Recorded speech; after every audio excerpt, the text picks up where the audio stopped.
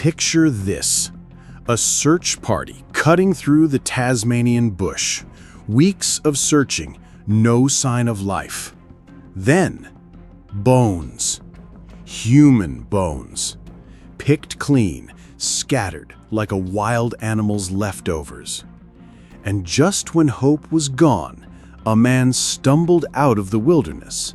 Clothes in rags, face hollow, eyes burning with madness. His name? Alexander Pearce.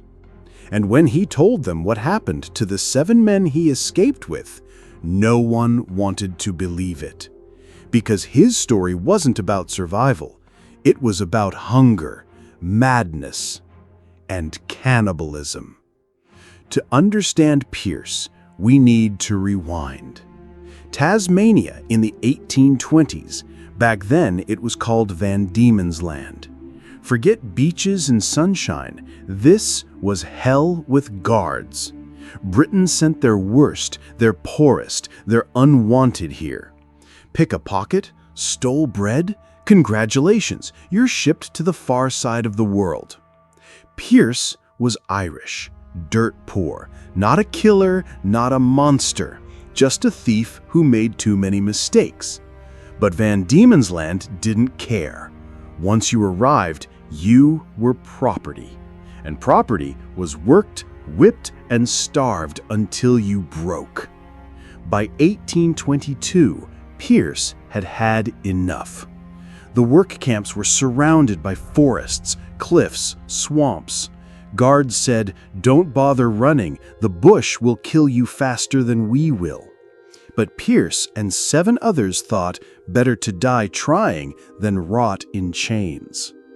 One September day, they slipped their bonds, attacked a guard, and vanished into the bush. At first, freedom felt sweet. No whips, no overseers, just open sky. But the taste didn't last, because freedom here was its own kind of death sentence. The Tasmanian bush was no paradise. Towering trees shut out the sun, rivers cut through cliffs, nights froze the skin. And here's the problem. These men weren't survivalists. They were thieves, farmhands, pickpockets. None could hunt, none could navigate. For days they ate berries and roots, but hunger grew sharp, their bodies weakened, and then the whispers started. What if the only meat we can count on is walking right beside us? Let me ask you, if you were starving in that wilderness, could you even look at the man next to you the same way? One man collapsed, Thomas Bodenham. Some say he died of exhaustion. Others say the group helped him along.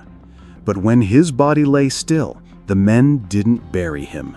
They stared, silent, hungry, until someone cut. The smell of roasting flesh filled the forest. They ate without words, ashamed, disgusted, but alive. And here's the terrifying truth. Once you cross that line, you don't go back. Hunger had turned into horror, and horror into survival. From then on, it became a pattern. Someone lagged behind, gone. Someone got too weak, gone. And every time they ate. But the fear shifted. Now it wasn't just fear of the wilderness, it was fear of each other. Who's next? Who's watching me when I sleep? Could I be tomorrow's meal? Imagine trying to close your eyes in the dark, knowing the men around you are hungry wolves in chains. Eventually, only 2 remained, Pearce and Robert Greenhill. Greenhill had the axe. Pearce had nothing but desperation. For days, they walked in silence. Every step, every glance, a standoff. Hunger twisting their minds, suspicion poisoning their souls. Until one night, Pearce struck first. He killed Greenhill, ate him. And then, at last, Pearce was alone, the last man standing, a survivor or a monster. Pearce stumbled out of the wilderness, skinny, dirty, half-mad. The authorities caught him, expecting a survival tale. But when he confessed cannibalism, they refused to believe it. Too horrific. They threw him back in prison, but months later, Pearce escaped again. This time, he didn't even wait to starve. He killed one of his companions almost immediately and ate him. Now the truth was undeniable. Pearce wasn't just surviving. He had developed a taste. In 1824, Alexander Pearce was captured for the final time. This time, the evidence was overwhelming. He was sentenced to death.